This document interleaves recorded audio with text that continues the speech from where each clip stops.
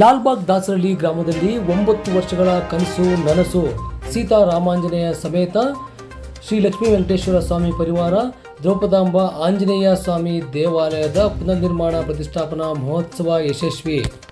10 ಹೊಸ ದೇವಾಲಯಗಳನ್ನು ನಿರ್ಮಾಣ ಮಾಡುವ ಬದಲಾಗಿ ಒಂದು ಹಳೆಯ ದೇವಾಲಯವನ್ನು ಪುನರ್ನಿರ್ಮಾಣ ಮಾಡು ಎಂಬ ವೇದಗಳ ಉಲ್ಲೇಖದಂತೆ ಬೆಂಗಳೂರು ಗ್ರಾಮಾಂತರ ಜಿಲ್ಲೆಯ ಹೊಸಕೋಟೆ ತಾಲೂಕಿನ ಕಸಬಾ ಹೋಬಳಿಯ ದೊಡ್ಡಹುಲ್ಲೂರು ಗ್ರಾಮ ಪಂಚಾಯಿತಿ ವ್ಯಾಪ್ತಿಗೆ ಬರುವ ಲಾಲ್ಬಾಗ್ ದಾಸರಳ್ಳಿ ಗ್ರಾಮದಲ್ಲಿ 800 ವರ್ಷಗಳ ಇತಿಹಾಸವಿರುವ ಶ್ರೀ ಸೀತಾರಾಮಾಂಜನೇಯ ಸಮೇತ ಲಕ್ಷ್ಮೀ ವೆಂಕಟೇಶ್ವರ ಪರಿವಾರ ಹಾಗೂ ದ್ರೌಪದಾಂಬ ದೇವಿ ದೇವಾಲಯವು ಶಿಥಿಲಗೊಂಡಿದ್ದು ಕಳೆದ 9 ವರ್ಷಗಳ ಹಿಂದೆ ಗ್ರಾಮಸ್ಥರು ಪುನರ್ನಿರ್ಮಾಣ ಮಾಡಲು ತೀರ್ಮಾನಿಸಿ ದೇವಾಲಯ ಕಾಮಗಾರಿಯನ್ನು ಕೈಗೊಂಡಿದ್ದು 9 ವರ್ಷಗಳ ನಂತರ ದಾಸರಳ್ಳಿ ಗ್ರಾಮಸ್ಥರ ಕನಸು ನನಸಾಗಿದೆ.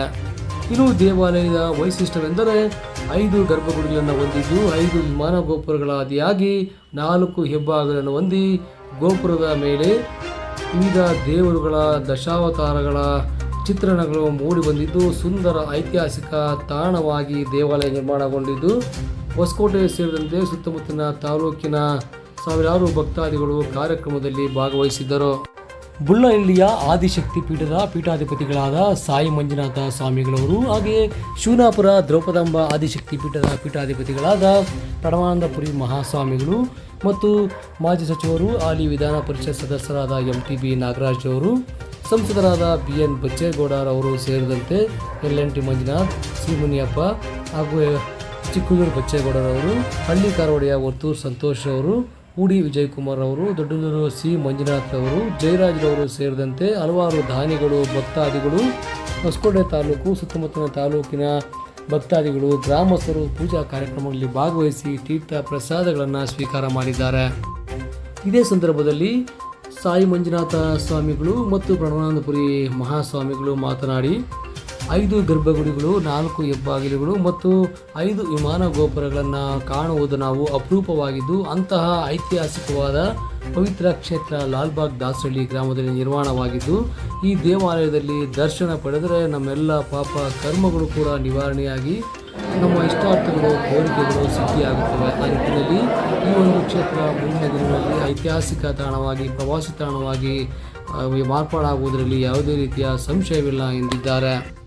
ಇನ್ನು ಗ್ರಾಮದ ಮುಖಂಡರು ಕೂಡ ಇದೇ ಸಂದರ್ಭದಲ್ಲಿ ಮಾತನಾಡಿ 9 ವರ್ಷಗಳ ಕನಸು ಇಂದು ನನಸಾಗಿದ್ದು ಪೂಜಾ ಕಾರ್ಯಕ್ರಮ ಪ್ರಾರಂಭವಾಗುತ್ತಿದ್ದಂತೆಯೇ ವರುಣರಾಯನ ಕೃಪೆ ಉಂಟಾಗಿ ಮಳೆ ಬಿದ್ದಿರುವುದು ಕೂಡ ನಮ್ಮ ಗ್ರಾಮಕ್ಕೆ ಸಂತಸದ ವಿಷಯವಾಗಿದ್ದು ಲೋಕ ಕಲ್ಯಾಣಾರ್ಥವಾಗಿ ನಾವು ಈ ದೇವಾಲಯವನ್ನು ಲೋಕಾರ್ಪಣೆ ಮಾಡಿ ನಮಗೆಲ್ಲರಿಗೂ ಕೂಡ ಸಂತಸವಾಗಿದೆ ಎಂದಿದ್ದಾರೆ.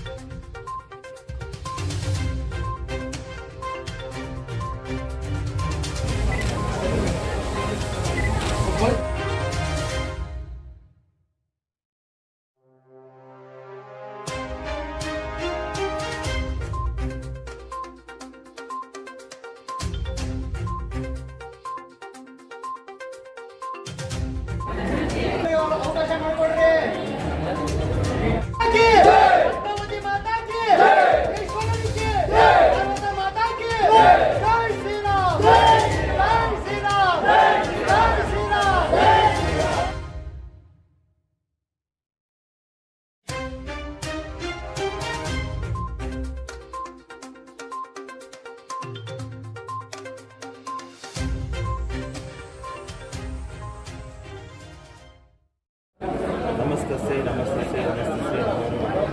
ವಸುದೇವ ಸುತಂ ದೇವಂ ಕಂಸ ಚಾಣೂರ ಮರ್ದನಂ ದೇವಕಿಂ ಪರಮಾನಂದಂ ಕೃಷ್ಣಂ ವಂದೇ ಜಗತ್. ಇವತ್ತಿನ ಈ ಒಂದು ದಾಸರಳ್ಳಿ ಗ್ರಾಮದಲ್ಲಿ ಐತಿಹಾಸಿಕವಾಗಿರುವಂತಹ ಸೀತಾರಾಮಾಂಜನೇಯ ಸ್ವಾಮಿ ದೇವಸ್ಥಾನ ಮೂಲ ವಿಗ್ರಹ, ಲಕ್ಷ್ಮೀ ವೆಂಕಟೇಶ್ವರ ಸ್ವಾಮಿ ಮೂಲ ವಿಗ್ರಹ, ಈ ಒಂದು ಸ್ಥಾನದಲ್ಲಿ ಇವತ್ತು ಧರ್ಮರಾಯ ಸ್ವಾಮಿ ದ್ರೌಪದಮ್ಮನ ಒಂದು ಪ್ರತಿಷ್ಠಾಪನಾ ಮಹೋತ್ಸವ.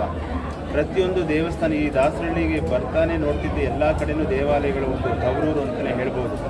ಹೊಸಕೋಟೆ ಪ್ರಾಂತ್ಯದಲ್ಲಿ ಹಲವಾರು ಐತಿಹಾಸಿಕವಾಗಿರುವಂಥ ದೇವಸ್ಥಾನಗಳಿರುವಂಥ ಒಂದು ಸ್ಥಾನ ಇದೆ. ದೇವನಗರಿ ಅಂತ ಹೇಳಿ ಹೇಗೆ ನಮ್ಮ ದೇವನಹಳ್ಳಿನ ಹೇಳ್ತಾರೋ ಹಾಗೆ ಹೊಸಕೋಟೆ ಪ್ರಾಂತ್ಯದಲ್ಲಿ ಹಲವಾರು ದೇವಸ್ಥಾನಗಳ ಒಂದು ತಾಣ. ಹೀಗಿರುವಾಗ ಈ ದಾಸರಳ್ಳಿ ಗ್ರಾಮದಲ್ಲಿ ವಿಶೇಷವಾಗಿ ಪಂಚಗರ್ಭಗುಡಿ ಅಂದರೆ ಪಂಚಭೂತಗಳಿಗೆ ಅಧಿಕವಾಗಿರುವಂಥದ್ದು 5 ಅನ್ನೋದು ಕಾರ್ಯಸಿದ್ಧಿ ಮಾಡುವಂಥ ಒಂದು ಸಂಖ್ಯೆ. ಪಂಚಮಂ ಕಾರ್ಯಸಿದ್ಧಿ ಅಂತ ಹೇಳ್ತಾರೆ. ಹೀಗೆ ಇಲ್ಲಿ ವಿಶೇಷವಾಗಿ ಪಂಚಗರ್ಭಗುಡಿಗಳ ಒಂದು ಸ್ಥಾನ ಆಗಿರೋದ್ರಿಂದ ಜೀರ್ಣೋದ್ಧಾರ ಆಗಿರೋದ್ರಿಂದ ಯಾವುದೇ ಒಂದು ಕೆಲಸಗಳ ಯಶಸ್ಸು ಇಲ್ಲಿ ಸಿಗುವಂಥ ಒಂದು ಸ್ಥಾನ ಆಗ್ತದೆ. ಇದು ಒಂದು ಈ ವೇದಗಳಲ್ಲಿ ಆಗಮಗಳಲ್ಲಿ ಹೇಳೋ ಪ್ರಕಾರ 5 ಅನ್ನೋ ಸಂಖ್ಯೆ ಯಾವತ್ತು ಕಾರ್ಯವನ್ನು ಸಿದ್ಧಿ ಮಾಡುವಂಥ ಒಂದು ಸಂಖ್ಯೆ ಆಗಿರುತ್ತೆ. ಆದ್ದರಿಂದಲೇ ಪಂಚಪಾಂಡವರ ಒಂದು ಆದ್ಯತೆ ಇರೋದರಿಂದ ಇಲ್ಲಿ ಶ್ರೀಕೃಷ್ಣ ಇರುವಂಥ ಒಂದು ಸ್ಥಾನದಲ್ಲಿ ಧರ್ಮರಾಯ ಸ್ವಾಮಿ ದ್ರೌಪದಿ ಪ್ರತಿಷ್ಠಾಪನೆ ಆಗಿರುವಂಥದ್ದು ತುಂಬ ವಿಶೇಷವಾಗಿರುವಂಥ ಒಂದು ದೇವಸ್ಥಾನ ಆಗಿರೋದ್ರಿಂದ ಈ ಗ್ರಾಮ ಯಾವತ್ತೂ ಸುಭಿಕ್ಷೆಯಿಂದ ಇರಬೇಕು ಅಂತ ಹೇಳಿ ಎಲ್ಲರೂ ದೇವರುಗಳ ಒಂದು ಮೊರೆ ಹೋಗುವಂಥ ಒಂದು ಸಂದರ್ಭ. ಇದು ಒಂದು ಸುಸಂದರ್ಭ. ಇಡೀ ಜಗತ್ತಿಗೆ ಬರಗಾಲ ಬಂದಿರುವಂಥ ಒಂದು ಸಂದರ್ಭ. ಎಲ್ಲರೂ ಮಳೆಗೋಸ್ಕರ ಪ್ರಾರ್ಥನೆ ಮಾಡಬೇಕು ಅಂತ ಈ ಸಂದರ್ಭದಲ್ಲಿ ಎಲ್ಲ ಕಡೆ ನಾವು ಸಂದೇಶ ಕೊಡ್ತಾ ಇರೋದ್ರಿಂದ ಇಡೀ ಜಗತ್ತು ಸುಭಿಕ್ಷತೆಯಿಂದ ಇರಲಿ ಅಂತ ಹೇಳಿ ಈ ಸಂದರ್ಭದಲ್ಲಿ ನಾವು ಆಶೀರ್ವದಿಸ್ತಾ ಈ ಒಂದು ಪ್ರಸಂಗನ ವಿರಮಿಸ್ತೀನಿ. ಶುಭಂ ಬ್ರೂಯಾತ್. ಯಾವುದೇ ಒಂದು ದೇವಸ್ಥಾನಗಳ ಒಂದು ಶಕ್ತಿ ಜೀರ್ಣೋದ್ಧಾರ ಆದಾಗ ಆ ಕೇಂದ್ರ ಬಿಂದು ಗೋಪುರದ ಮುಖೇನ ವಿಗ್ರಹಗಳಿಗೆ ಅದು ಪಸರಿಸಿದಾಗ ಯಾವ ರೀತಿಯಲ್ಲಿ ಶಕ್ತಿ ಪಸರಿಸುತ್ತೆ ಅಂದರೆ ಇಡೀ ಗ್ರಾಮವನ್ನು ರಕ್ಷಣೆ ಮಾಡೋದು ಶ್ರೀರಕ್ಷೆ. ಗ್ರಾಮಗಳಿಗೆ ದೇವಸ್ಥಾನ ಯಾವ ರೀತಿ ಶೃಂಗಾರನೋ ಹಾಗೆ ಭಕ್ತರಿಗೆ ಈ ದೇವರುಗಳು ಸದಾಕಾಲ ಶ್ರೀರಕ್ಷೆ ಇರಬೇಕು ಅಂದರೆ ಪ್ರತಿನಿತ್ಯ ಈ ದೇವಸ್ಥಾನಕ್ಕೆ ಬರೋದ್ರಿಂದ ಈ ಒಂದು ಕ್ಷೇತ್ರ ಬಹಳ ವಿಶೇಷವಾದ ಒಂದು ಕ್ಷೇತ್ರ. ಯಾಕೆಂದರೆ ಪಂಚಗರ್ಭಗುಡಿಗಳ ಒಂದು ಕ್ಷೇತ್ರ ಅಂತ ಹೇಳ್ತಾರೆ. ಎಲ್ಲೂ ಒಂದೇ ಗರ್ಭಗುಡಿ ಇರುತ್ತೆ. ಒಂದು ದೇವಸ್ಥಾನಕ್ಕೆ ರಾಜಗೋಪುರ ಒಂದೇ ಇದ್ದಾಗ ವಿಮಾನ ಗೋಪುರ ಒಂದೇ ಅಲ್ಲ, ಇಲ್ಲಿ ಎಲ್ಲವೂ 5 ಇರೋದ್ರಿಂದ ಪಂಚಮಂ ಕಾರ್ಯಸಿದ್ಧಿ ಅಂತ ಈಗಾಗಲೇ ನಾನು ಹೇಳಿದ್ದೀನಿ. ಇದು ಬಹಳ ವಿಶೇಷದಿಂದ ಕೂಡಿರುವಂಥ ಒಂದು ದೇವಸ್ಥಾನ. ಇಲ್ಲಿ ಯಾರೇ ಬಂದರೂ ಅವರ ಕಾರ್ಯಗಳ ಯಶಸ್ಸು ಸಿದ್ಧಿ ತಕ್ಷಣದಲ್ಲಿ ಆಗುವಂಥ ಒಂದು ಕ್ಷೇತ್ರ. ಆದ್ದರಿಂದ ಈ ಒಂದು ದಾಸರಳ್ಳಿ ಪ್ರಾಂತ್ಯ ಸುಭಿಕ್ಷತೆಯಿಂದ ಇರೋಕ್ಕೆ ಎಲ್ಲ ಬರ್ತಾನೆ ದಾರಿಯಲ್ಲಿ ನಾವು ನೋಡಿರುವಂಥದ್ದು ದೇವತೆಗಳ ಒಂದು ಆವಾಸ ಸ್ಥಾನ. ಈ ಒಂದು ಕಲಿಯುಗದಲ್ಲಿ ಎಲ್ಲ ಪ್ರತಿಯೊಬ್ಬ ಮನುಷ್ಯರು ದೇವತೆಗಳ ಮೊರೆ ಹೋದಾಗ ಅವರ ಕಾರ್ಯಗಳು ಯಶಸ್ಸು ಸಿಗೋದು ನಿಶ್ಚಿತ ಅನ್ನೋದು ನಮ್ಮ ವೇದ ಪುರಾಣಗಳಲ್ಲಿ ಹೇಳುವಂಥ ಉಲ್ಲೇಖನ ಇದೆ. ಅದು ಇವತ್ತು ಎಲ್ಲ ಗ್ರಾಮಗಳಲ್ಲೂ ರಾಮನ ನೋಡ್ಬೋದು ಅಂತ ಹೇಳೋ ಒಂದು ಐತಿಹ್ಯ ಇದೆ. ಯಾಕೆಂದರೆ ಇವತ್ತು ಅಯೋಧ್ಯೆಯಲ್ಲಿ ರಾಮ ಮಂದಿರ ಆದಾಗೆ ಪ್ರತಿಯೊಂದು ಗ್ರಾಮದಲ್ಲೂ ರಾಮನಿಗೂ ಆದ್ಯತೆ ಇದೆ, ಹನುಮನಿಗೂ ಆದ್ಯತೆ ಇದೆ. ಇಲ್ಲಿ ಉತ್ತರ ಭಾರತ ದೇಶದಲ್ಲಿ ನೀವು ನೋಡಬೇಕು ಅಂದಾಗ ಕಾಳಿಗೆ ಆದ್ಯತೆ ಇದೆ, ಅಂದರೆ ಶಕ್ತಿಯ ಆರಾಧನೆ. ನಮ್ಮ ದಕ್ಷಿಣ ಭಾರತದಲ್ಲಿ ನೋಡಿದ್ರೆ ಮಾರುತಿ ಅಂದರೆ ಆಂಜನೇಯ ಸ್ವಾಮಿಗೆ ಆದ್ಯತೆ ಇದೆ. ಎಲ್ಲಿ ಗಲ್ಲಿಯಲ್ಲೂ ಆಂಜನೇಯ ಪ್ರತಿಷ್ಠೆ ಇರುತ್ತೆ. ಅದಕ್ಕೆ ಆಂಜನೇಯ ಬಂದು ಭಕ್ತಿ, ರಾಮ ಬಂದು ಶಕ್ತಿ. ಭಕ್ತಿಯ ಮಾರ್ಗದಲ್ಲಿ ಹೋದವನಿಗೆ ಶಕ್ತಿ ತಾನಾಗೆ ಪ್ರಾಪ್ತಿ ಆಗುತ್ತೆ ಅಂತ ನಮ್ಮ ಉತ್ತರ ಭಾರತಕ್ಕಿಂತ ಹೆಚ್ಚಾಗಿ ದಕ್ಷಿಣ ಭಾರತದಲ್ಲಿ ನೀವು ನೋಡ್ಬೋದು. ಹಾಗೆ ಇಲ್ಲಿ ವಿಶೇಷವಾಗಿರುವಂಥದ್ದು ಈ ಒಂದು ದಾಸರಳ್ಳಿ ಗ್ರಾಮದಲ್ಲಿ ಪ್ರತಿಷ್ಠೆ ಆಗಿದೆ. ಎಲ್ಲ ಭಕ್ತಾದಿಗಳು ಮುಂದಿನ ದಿನಗಳಲ್ಲಿ ಇದು ಸದುಪಯೋಗ ಪಡ್ಕೋಬೇಕು ಅಂತ ಹೇಳಿ ಈ ಒಂದು ದೇವಸ್ಥಾನಗಳ ಒಂದು ಮಂಡಳಿ ಆಡಳಿತ ಮಂಡಳಿ ಚೆನ್ನಾಗಿ ಮಾಡಿದ್ದಾರೆ. ತುಂಬ ಚೆನ್ನಾಗಿದೆ. ಶಕ್ತಿಯುತವಾಗಿರುವಂಥ ಒಂದು ಆವಾಸ ಸ್ಥಾನ ಈ ಒಂದು ದೇವಸ್ಥಾನ. ಗುರುದೇವೋ ಮಹೇಶ್ವರಃ ಗುರು ಸಾಕ್ಷಾತ್ ಪರಬ್ರಹ್ಮ ತಸ್ಮೈ ಶ್ರೀ ಗುರವೇ ನಮಃ. ಆರಾಧ್ಯ ದೇವತೆಯಾದಂಥ ಆದಿಶಕ್ತಿ ಸ್ವರೂಪಿಣಿ ದ್ರೌಪದಿ ದೇವಿ ಪಾದಾರವಿದ್ದಾರಲ್ಲಿ ನಿಲ್ಲಿಸಿ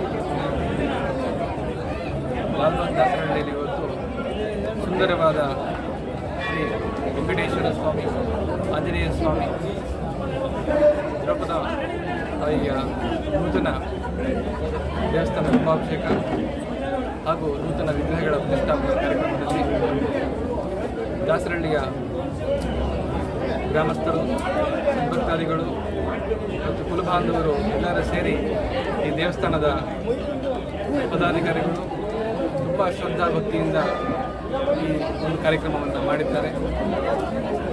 ಅವರಿಗೆಲ್ಲರಿಗೂ ಆ ಜಗನ್ಮಾತೆ ಎಲ್ಲ ವಿಧವಾದ ಮಂಗಳವನ್ನು ಉಂಟು ಮಾಡಲಿ ಅಂತ ದೇವಿಯಲ್ಲಿ ಪ್ರಾರ್ಥನೆ ಮಾಡ್ತೀನಿ.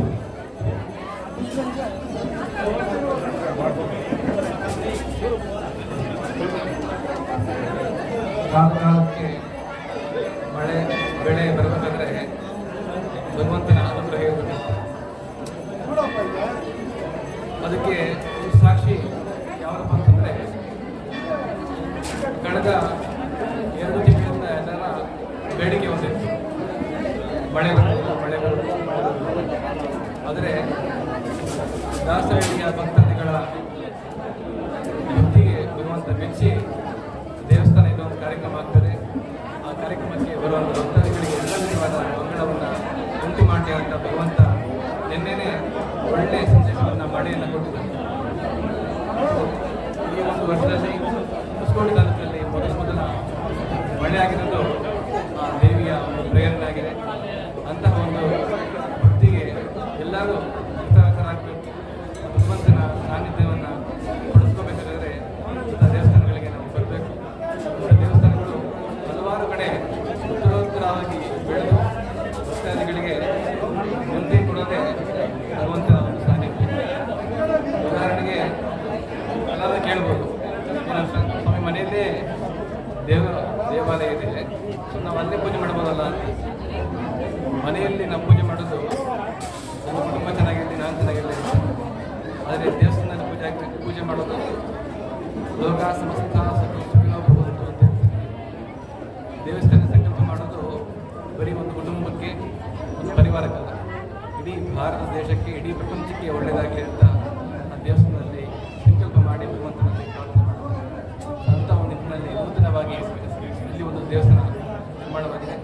ಆ ದೇವಸ್ಥಾನದಲ್ಲಿ ಯಾರು ಇನ್ನು ಮುಂದೆಗೆ ಬಂದು ಭಗವಂತನಲ್ಲಿ ಎಲ್ಲ ವಿಧವಾದ ಸಂಕಲ್ಪಗಳನ್ನು ಮಾಡುವಂಥರು, ಆ ಸಂಕಲ್ಪಗಳನ್ನು ಎಲ್ಲ ರೀತಿಯಲ್ಲಿ ಭಗವಂತ ಅನುಗ್ರಹ ಮಾಡಲಿ ಅಂತ ದೇವರಲ್ಲಿ ಪ್ರಾರ್ಥನೆ ಮಾಡುತ್ತಾ ಎಲ್ಲರಿಗೂ ಶುಭವಾಗಲಿ ಅಂತ ಹೇಳಿ ಈ ಎರಡು ಮಾತುಗಳನ್ನು. ಈ ದಿವಸ ಲಾಲ್ಬಾಗ್ ದಾಸರಲ್ಲಿ ಕಸಬಾ ಹೋಬಳಿ ಹೊಸಕೋಟೆ ತಾಲೂಕು ಈ ಗ್ರಾಮದಲ್ಲಿ 3 ದಿನಗಳಿಂದ ಸ್ವಾಮಿಗೆ ಶ್ರೀ ಸೀತಾರಾಮಾಂಜನೇಯ ಸ್ವಾಮಿ, ಶ್ರೀ ಲಕ್ಷ್ಮೀ ವೆಂಕಟೇಶ್ವರ ಸ್ವಾಮಿ, ಕೃಷ್ಣ ಧರ್ಮರಾಜ ಸಹಿತ ದ್ರೌಪದಾಂಬ ಮಹಾಲಕ್ಷ್ಮಿ ದೇವಾಲಯದ ಒಂದು ಕುಂಭಾಭಿಷೇಕ, ಸ್ಥಿರಬಿಂಬ ಪ್ರತಿಷ್ಠಾಪನಾ ಒಂದು ಕಾರ್ಯಕ್ರಮ 3 ದಿನಗಳಿಂದ ಸತತವಾಗಿ ನಡೀತಾ ಇದೆ. ಇವತ್ತು ಬೆಳಗ್ಗೆಯಿಂದ ಸ್ವಾಮಿಗೆ ಪ್ರಾಣ ಪ್ರತಿಷ್ಠಾಪನಾ, ಕಳಶ ಕುಂಭಾಭಿಷೇಕ, ಪಂಚಾಮೃತ ಅಭಿಷೇಕ, ಈಗ ಸ್ವಾಮಿಗೆ ವಿಶೇಷವಾಗಿ ಹೂವಿನ ಅಲಂಕಾರ ನಡೀತಾ ಇದೆ.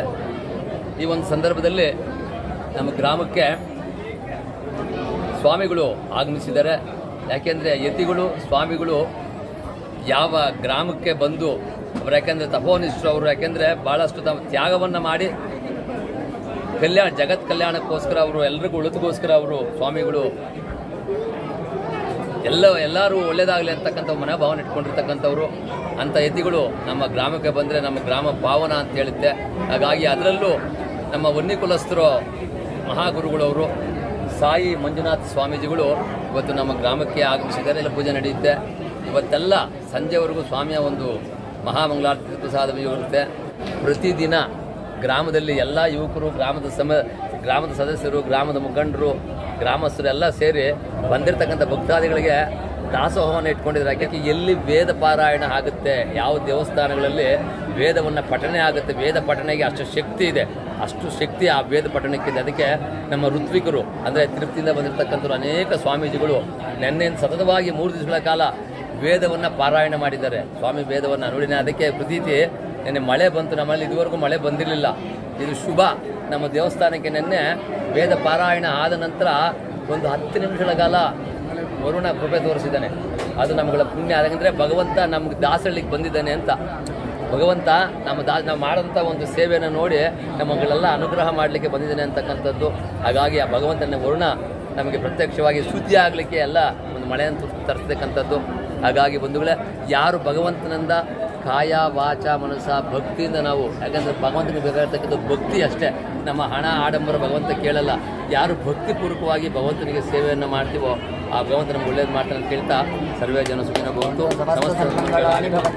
ದಾಸರಳ್ಳಿ ಗ್ರಾಮದಲ್ಲಿ ಸೀತಾರಾಮಾಂಜನೇಯ ಸ್ವಾಮಿ ದೇವಸ್ಥಾನವಿದ್ದು ಅದು ಹಳೆಯ ಕಾಲದಿಂದ ಶಿಥಿಲವಾಗಿದ್ದರಿಂದ ನಮ್ಮ ದಾಸರಳ್ಳಿ ಗ್ರಾಮದ ಹಿರಿಯರ ಸಮ್ಮುಖದಲ್ಲಿ ಆ ದೇವಸ್ಥಾನವನ್ನು ಡಮಾಲಿಷನ್ ಮಾಡಿ ಮತ್ತೆ ನಾವು ಸೀತಾರಾಮಾಂಜನೇಯ ಸ್ವಾಮಿ, ಲಕ್ಷ್ಮೀ ವೆಂಕಟೇಶ್ವರ ಸ್ವಾಮಿ, ಶ್ರೀಕೃಷ್ಣ, ಧರ್ಮರಾಯ, ಆಂಜನೇಯ ಪರಿವಾರ ಸಮೇತರವಾಗಿ ದ್ರೌಪದಾಂಬ ಪರಿವಾರವಾಗಿ ನಿರ್ಮಾಣ ಮಾಡಿದ್ದೇವೆ. ಈ ಸುತ್ತಮುತ್ತಲಿನ ಗ್ರಾಮಸ್ಥರು ದೇವಸ್ಥಾನಕ್ಕೆ ಹಣ ಕೊಟ್ಟಂಥ ಭಕ್ತಾದಿಗಳು 1 ರೂಪಾಯಿಯಿಂದ ಲಕ್ಷ ರೂಪಾಯಿವರೆಗೂ ಕೊಟ್ಟಿರುವವರೆಗೂ ನಮ್ಮ ಊರಿನ ಗ್ರಾಮಸ್ಥರಿಂದ ಕೃತಜ್ಞತೆಗಳನ್ನು ಸಲ್ಲಿಸುತ್ತೇವೆ. 9 ವರ್ಷದಿಂದ ದೇವಸ್ಥಾನ ಊರೆಲ್ಲ ಸೇರಿ ಮಾಡಿದ್ದೀವಿ. ಆ ನಡೆಸೋ ಆಗಿದೆ. ಎಲ್ಲ ಇವರು ಹಿರಿಯರೆಲ್ಲ ಆಶೀರ್ವಾದ ಮಾಡಿದ್ರು. ಪೂಜೆ ಆಗಿ ಟೈಮ್ಗೆ ಮಳೆ ಬಂದು ಚೆನ್ನಾಗಿ ಕಾರ್ಯಕ್ರಮ ಆಯಿತು. ಎಲ್ಲ ಊರಿನ ದೊಡ್ಡವರು ಚಿಕ್ಕವರು ಎಲ್ಲರೂ ಸಹಕಾರ ಕೊಟ್ಟು ಎಲ್ಲ ಚೆನ್ನಾಗಿ ನಡೀತು. ಅನ್ಸಂಧಾರಣೆ ಪ್ರತಿಯೊಂದು ಕಾರ್ಯಕ್ರಮ ಎಲ್ಲ ಚೆನ್ನಾಗಿ ನಡೀತು. ದೇವ್ರು ಎಲ್ರಿಗೂ ಒಳ್ಳೇದು ಮಾಡಿ ಒಳ್ಳೇದು ಮಾಡಲಿ. ಜನ ಸಹಾಯ ಮಾಡೋರಿಗೆ ಎಲ್ರಿಗೂ ಕೃತಜ್ಞತೆ ಹೇಳಿ ಧನ್ಯವಾದಗಳು.